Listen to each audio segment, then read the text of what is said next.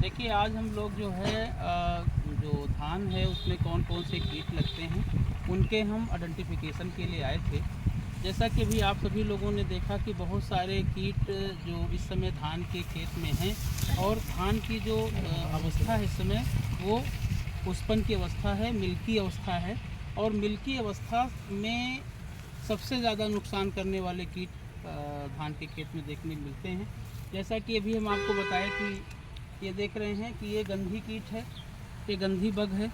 हाँ, बड़ी पतली पतली इनकी जो है ये लेग्स होती हैं और इनके जो है ये स्टाइलेट्स होते हैं। ये इसी से जो है ये पत्ती से रस को चूसते हैं। उसके बाद फिर ये जो मिल्की अवस्था है यहीं से इसको चूसना शुरू कर देते हैं।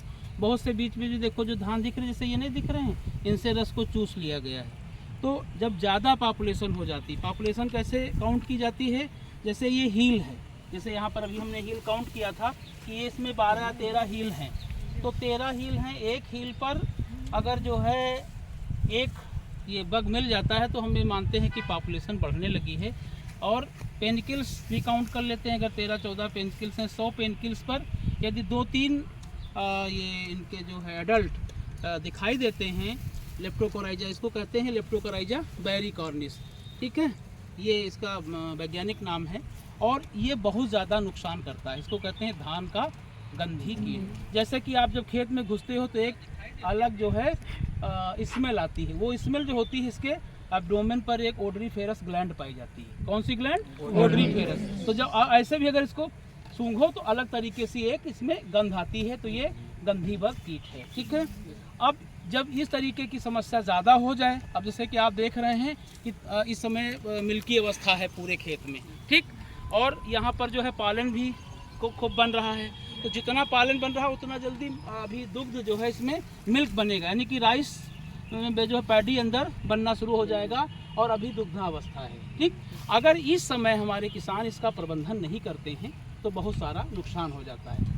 और ये कीट 17 से लेकर के 25 दिन तक तेज़ी से जो है दूध को इससे चूसता रहता है और तब तक जो है धान आधा से ज़्यादा जो धान को ये चूस करके नुकसान पहुंचा देता है। अब क्या करना चाहिए? सबसे बड़ी बात यह है कि सुबह के समय हमको तो पहले तो खेतों की निगरानी करते रहना चाहिए। यदि हील काउंट कर लिए कि एक हील पर जो है देखा कि ये हील है, पूरी ये हील है, ठीक, इसको क्या कहते हैं? हील कहते हैं, ठीक। अब इस हील में पेनिकल्स काउंट कर लिए, अगर देखें एक पौधे पर अगर 13-14 पेनिकल्स हैं, एक हील पर 13-14 पेनिकल्स हैं, तो उसमें अगर 1-2 ये मिल जा रहे हैं तो फिर हमें कीटनाशियों का ही छिड़काव करना पड़ेगा और कोई रास्ता नहीं है।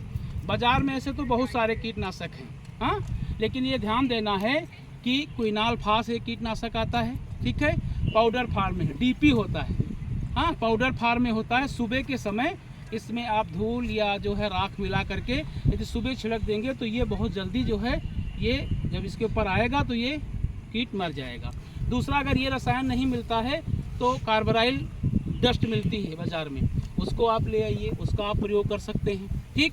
जब बहुत ज़्यादा पॉपुलेशन हो जाए, एक हील पर 3 से 4 जो है ये बग, गंधी बग दिखाई देने लगे, उस समय हमें और सतर्क होना है और जल्दी से जो है बाज़ार में कम्बिनेशन कीटनाशक के आते हैं। अगर नहीं आते हैं तो क्लोरोपाइरीफास आता है, बहुत अच्छा कीटनाशक है और ख़ास करके चूसक कीटों के लिए भी बहुत अच्छा है। उसकी 50% ईसी और को एक ml लेंगे और उसी के साथ में साइपरमेथ्रिन बाज़ार में आता है, साइपरमेथ्रिन 5% ईसी का, दोनों रसायनों को मिला लीजिए, 1 ml वो और 0.5 ml साइपरमेथ्रिन, 1.5 ml हो गया, और 1 लीटर पानी की दर से घोल बना करके छिड़काव कर देते हैं तो ये जो गंधी है वो निपट जाता है, ख़त्म हो जाता है।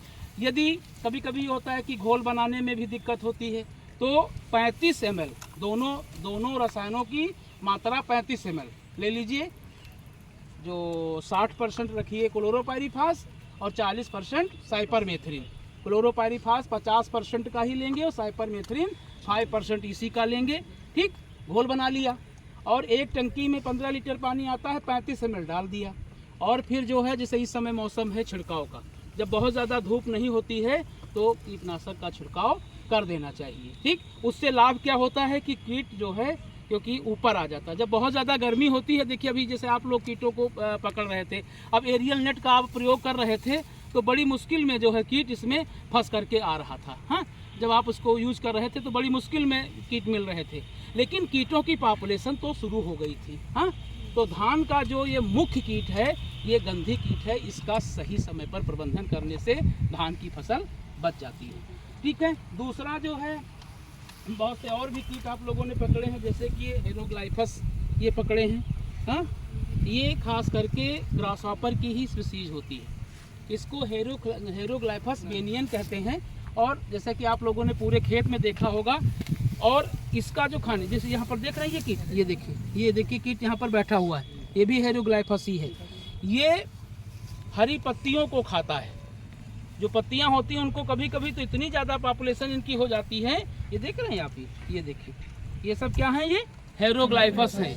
और ये इनको हम फुदका भी कहते हैं, बहुत तेज फुदकते भी हैं ना, देख रहे हैं फटाफट जो है ये कूद रहे हैं। बहुत सारे कीट हम आप लोगों ने यहाँ पर जैसे पकड़े हैं, ये सब फुदका हैं, सब ये हेरोग्लाइफस हैं। कुछ इसमें और भी कीट आप लोगों ने पकड़े, जैसे व्हाइट ग्रब, होलोट्राइकिया कांसेंगुइना, ये माइनर कीट है, खास करके ये पालन को खाने आता है, बहुत ज़्यादा ये नुकसान नहीं करता। और ये कब आता है, होता ये है कि अगर हमारे जो है आसपास कोई दलहनी फसल होती है, या जैसे ये आपके ज्वार लगा हुआ है, तो इसके भी पालन खाने आ जाता है, तो ये बहुत ज़्यादा नुकसान नहीं पहुंचाता है। दूसरा जो आपने इसमें कीट पकड़ा है, ये जो रेड पंपकिन बिटिल है, यहाँ पर आप देख रहे हैं, ये मीटिंग पेयर भी इसका है, देखिए मेल छोटा, ये जो है माइनर कीट हैं, ये हमारी धान की फसल को नुकसान नहीं पहुंचाते, लेकिन ये कीट की श्रेणी में आते हैं किसी दूसरे